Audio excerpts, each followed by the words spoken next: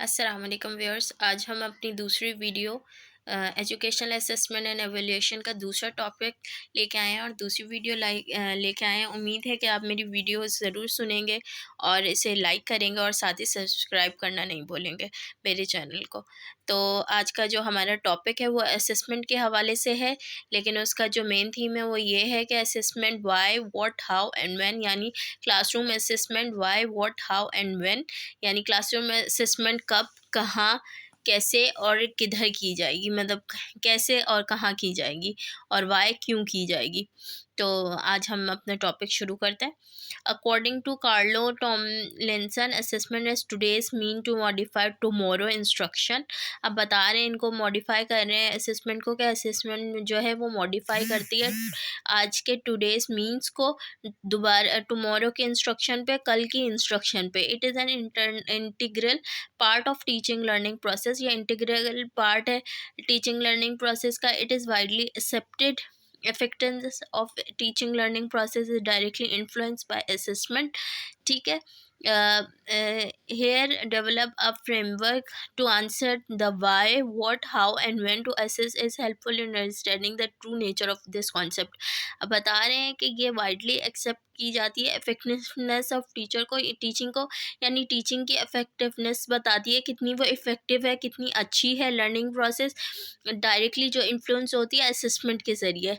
और इस कॉन्सेप्ट को वाज़े करने के लिए वाई, क्यों, व्हाट क्या, हाउ कैसे एंड व्हेन कब जो है ये करनी चाहिए। तो शुरू करते हैं। Why to assess teaching, teachers have clear goals for instruction and they assess to ensure these goals have been or are being met।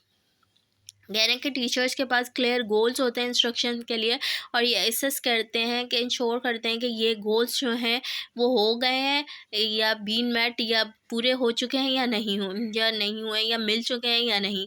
If objectives are the destination, अगर ऑब्जेक्टिव डेस्टिनेशंस होती हैं, मंजिल होती हैं, instruction is path to it, then assessment is a tool to keep the efforts on track and to ensure what the is right। बोल रहे हैं instruction जो है अगर रास्ता है तो असेसमेंट एक टूल है इस एफर्ट को ट्रैक तक चलाने का और इंश्योर करने का कि ये जो है सब सही चल रहा है। After the completion of journey assessment is indicated that destination ahead. और बता रहे हैं कि जर्नी यानी सफ़र कंप्लीट होने के बाद पता चलता है कि असेसमेंट इंडिकेट करती है कि डेस्टिनेशन जो है वो हमारी कंप्लीट हो चुकी है। वाई टू एसेस यानी समझ में आया। वाई टू एसेस का मतलब ये है कि ये इसलिए एसेस किया जाता है ताकि ये बात पता चले कि कितना जो है बच्चा पानी में है, यानी कितना उसको समझ में आया है, कितना उसको अपनी मंजिल तक, अपनी डेस्टिनेशन तक जो है वो कामयाबी हासिल हुई है। Now, what to assess? Teachers cannot assess whatever they themselves like in classroom.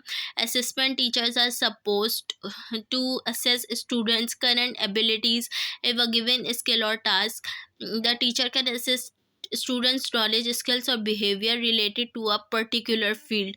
बोल रहे हैं टीचर्स को जो है कुछ असेस नहीं कर सकते जो ये चाहते हैं, यानी हर कुछ असेस नहीं कर सकते जो वो चाहेंगे, बल्कि वही असेस करेंगे जो टीचर ने सपोज किया है कि क्लास में पढ़ाया है। यानी क्लास में जो आपने पढ़ाया है, जो उस पर्टिकुलर नॉलेज के बारे में या बिहेवियर के बारे में आपने पढ़ाया है, उसी को असेस करना जो है चाहिए, यानी आउट ऑफ द कोर्स जो है असेसमेंट नहीं होना चाहिए। Now how to assess if it may seem strange to ask whom a teacher should assess in the classroom।